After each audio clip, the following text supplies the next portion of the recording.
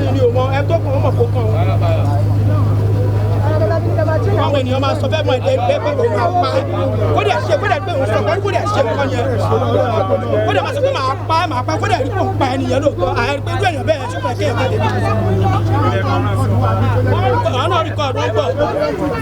Ọ̀rọ̀ tí mo fẹ́ sọ ni pé MC tó ń bọ̀ ṣòdìjẹ́ yìí tó bá yẹ pé ó ní property bíi hamburger kò ní máa bọ̀ ṣòdìjẹ́ o ṣé mọ̀ yí pé gbogbo ẹ̀dá tó bá ní property kò ní máa pààyàn nítorí àwọ̀ yí pé wọ́n á sunlé òun àbí wọ́n á sun property òun MC kẹ̀dẹ̀rẹ́ kò ń ṣọmọ Òṣòdì o ẹ lọ wádìí dáadáa ẹ̀yin ìjọba àdẹ̀fẹ́ kí Òṣòdì kó dàbí Mushin àdẹ̀ ń complain tẹ́ ẹ̀ bá ti bá àwa nǹkan ṣe sí kó tó di Monday àwa gan máa gbé gbèsè àdèmọ nǹkan tá a máa ṣe MC ò lè máa pààyàn ó tún rí owó National Union ṣiṣẹ́ ta ó tún fi kó Federal SARS ẹ pé àgbẹ̀dẹ Alhaji Tajudeen àgbẹ̀dẹ kó wá disturb ṣe Òṣòdì kọ́kọ́ tí a ti kẹ̀ bí ìwù tó ṣiṣẹ́ kọ́ gbà á àti iṣẹ́ ọ̀kadà àti márúwá kọ́ gbà á tó bá tó time ẹ tẹ́bi bá ti pa aṣọ rẹ̀ ń dànù wa nǹkan tá a fẹ́ sọ nìyẹn àìjẹ́ bẹ́ẹ̀ a máa bó Òṣòdì jẹ́ àdìsọ́jú bẹ́ẹ̀ lọ.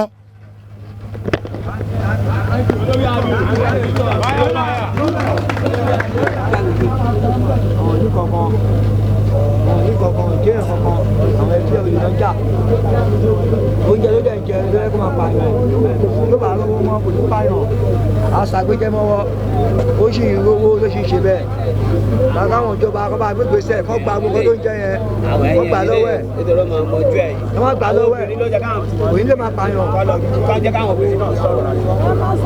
àwọn obìnrin kí ló wí òyìn lè máa pààyàn òyìn lè máa pààyàn àtàwọn tó ń kó kiri àwọn SARS tó ń fún lówó wọ́n pààyàn wọ́n ti wà ń lù sí wọ́n káàkiri wọ́n wá síbí wọ́n ti fẹ́ dúró pé tá a bá jáde. Seriously, we need to address some issues going on in our videos. We discover people are watching our videos, and you guys need to subscribe. We are going through hell.